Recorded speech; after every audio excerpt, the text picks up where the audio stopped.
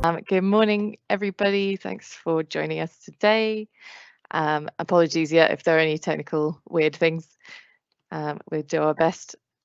So yes, I'm Nicole. I'm Communications Officer with DataKind UK. And with me is Zara, who has been a volunteer with DataKind UK for some time. So we've got a packed little schedule to run through with you. Who is DataKind UK? What is data? What is data science? How can it be applied to the public, social and voluntary sector? And how could we help you? And then we'll have time for questions at the end. So DataKind UK, if you haven't heard of us, we are a charity ourselves and we build data science capacity in social sector organisations. So hopefully that sounds relevant to you. We work with all sorts of organisations, charities, social enterprises, public sector organisations. You can see all of these different logos. We've been around for 9 years now in the UK, and we work with national and umbrella bodies down to local hospices and food banks, all shapes and sizes. And we do this by working with a fantastic community of volunteers who are all data science professionals in industry. So they lend their time and expertise to help us support organisations. We'll hear a little bit more about the kinds of support we offer at the end. And that was my very, very quick introduction to DataKind UK. So I will give you a bit more spiel about us at the end. But now I will pass over to Zara to talk more about data itself. Thanks very much, Nicole. Thanks for the introduction. That was great. I will be talking a little bit about data and data science and some of the brilliant work that DataKind UK has done with the volunteers. So what is data? Our next slide. Data is everywhere. We hear about it every day, everywhere. Broadly, data are units of information collected and recorded through observation. This can be structural data in numeric format, organized and collected in spreadsheet. For example, data about clients, users, like demographics and their characteristics, or survey data about people's preferences, what people like or don't like, or it could be about outcomes, what has changed as a result of using a service, for example, or geographic data or other observed data like rainfalls or weather. But data is not just kept in spreadsheets and forms. It can be in unstructured format like images and videos, like medical images or facial recognition information can be used as data. Behavioral data, like web analytics, what people click on, and text messages like in web chat. So next slide, if this is data, then what is data science? Today, computers enable us to analyze great quantities of data in more sophisticated way. DataKind defines data science as the use of analytical and computational techniques to extract meaning from novel data sources for the sake of supporting organizational decision making. So we want organizations to be data informed while still incorporating their valuable human knowledge and service experience. On next slide, we look at data in the wild. We interact with tools every day that use data and algorithms. Some of the uses for data science approaches in real life, some examples are detecting patterns or trends. Data can be used to understand trends and detect anomalies and outliers. For example, it can look at historical data of what we have watched on YouTube and recommend and predict what we might like in the future. It can predict behaviors or outcomes like fraud detection. Sometimes some payments get declined because it doesn't fit our previous spending behavior. Or speech recognition like Siri or Alexa are constantly learning from new information in order to respond to our voice. or route optimization like delivery or Google Map or Amazon. On next slide, we look a bit more at approaches of data science and how problems are solved by utilizing data. On next slide, we look at different types of approaches to data analytics with a little help of this chart. So different types of analytics approaches are descriptive, predictive, diagnostic, and prescriptive. Descriptive data describes what happened in the past or what is currently happening. This chart shows COVID and daily death for Canada, and the vertical axis counts daily deaths from COVID and horizontal one is time. The red line shows the historical data until the time that it was collected, which was about May 21st or maybe June. So that was that snapshot at that time. So that red line is the historical data that we had up until then. Predictive analytics helps anticipate future needs or behaviors based on historical data. So predictive analytics tries to estimate what will happen.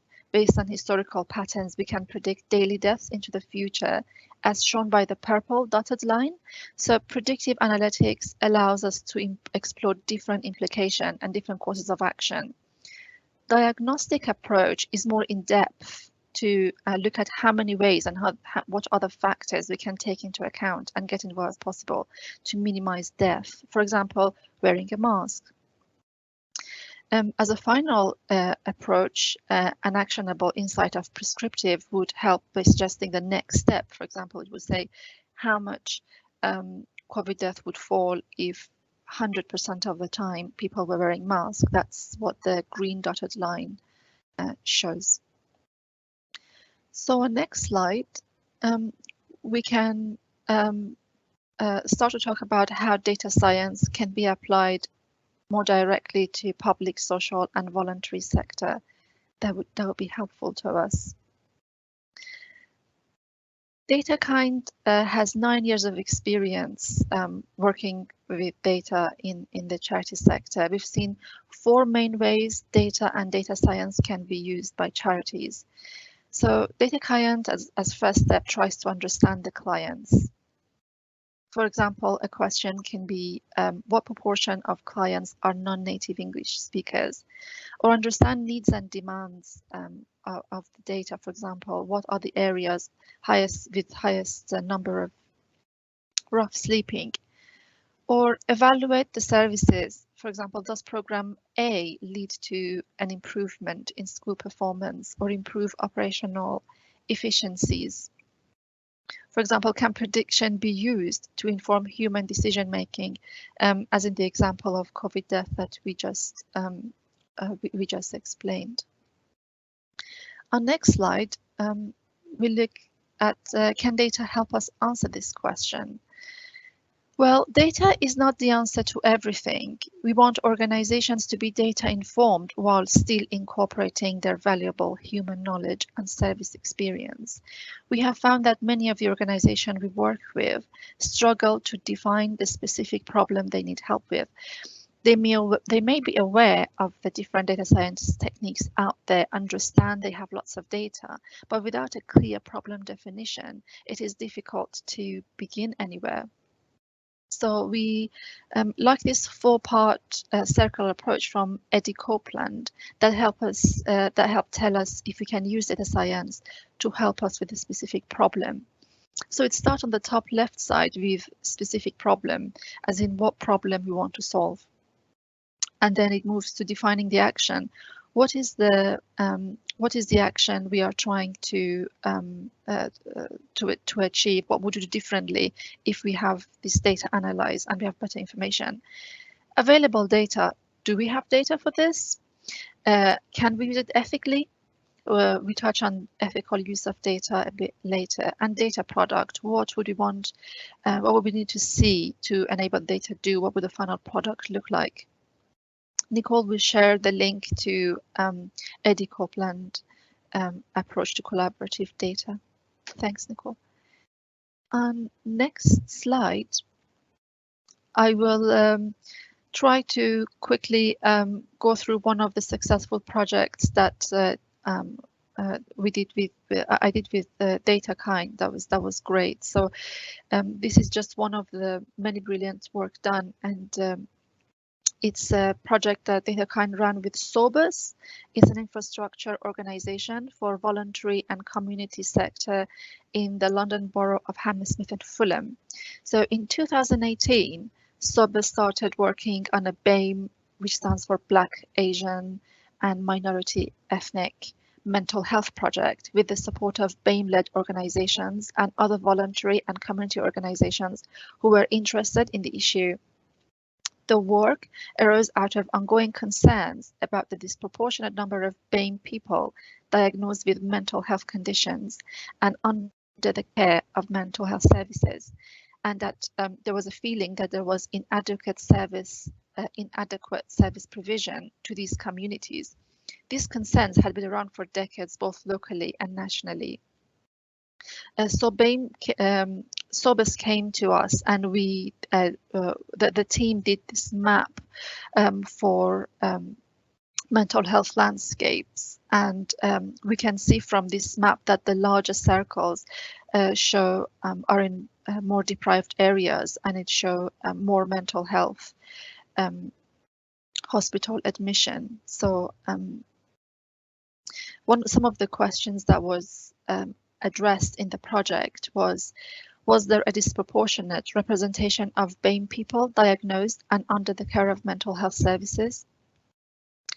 Also, what was the service provision for the BAME community suffering from mental health issues? So yes, as I said in the map, we can see the larger circles representing higher numbers of hospital admission and referral. And we can see where the area was more deprived, there was higher number of referrals. On next slide, we can continuing on this project, we got another visualization, and some of the two key findings of that was BAME communities are disproportionately represented in mental health care. We found generally 3 to 8 times in some diagnosis areas, they were higher than their white equivalents, and that quality of health service support was below London average for Hammersmith and Fulham, and that Hammersmith and Fulham had the highest rate of BAME self-harm in the entire of London. This line graph shows quarterly admission by ethnic groups, and you can see that the grey and blue lines show the far higher numbers for BAME clients. While these outcomes are a bit tough to hear, but this is exactly what we wanted to demonstrate for SOBUS.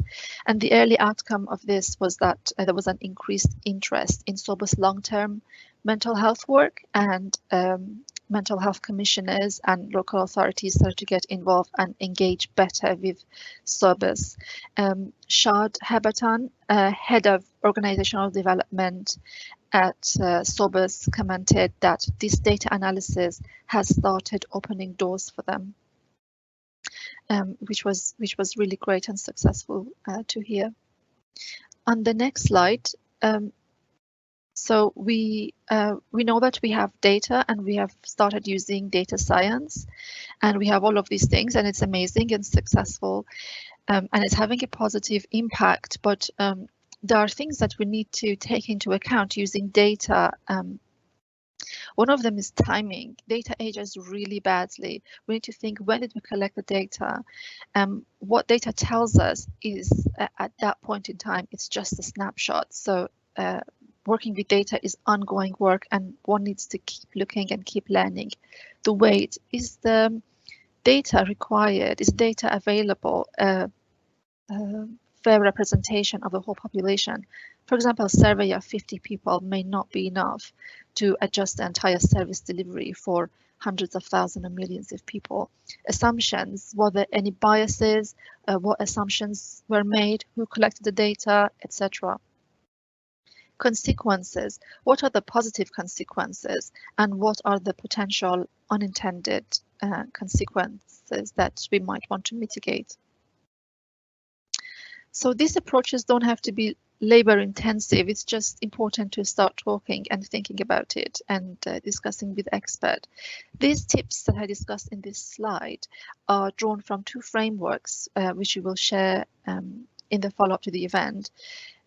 One is about sense about data and .everyone consequence scanning, and which we will share the link. Thank you. I'll hand back to Nicole of how this data and data science can translate into what DataKind does. Thanks. Thanks very much, Zara. That was a real power through some of the basics of data science. So if your head is spinning a bit or you're very intrigued, that's what DataKind UK is here for.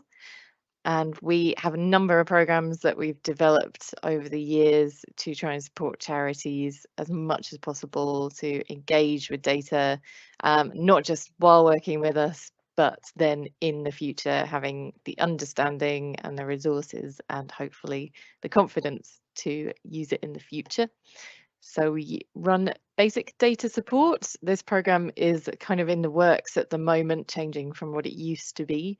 So keep your eyes peeled for more about that. We do what are called data dive projects. And that was what Zara just spoke about with Sobus. They're fairly short-term exploratory projects that help you take away an outcome, hopefully some answers to some important questions, but also these same ideas about how to use it in the future and clarity on how it could be applied to your organization. And the next step following data dives is often a data core.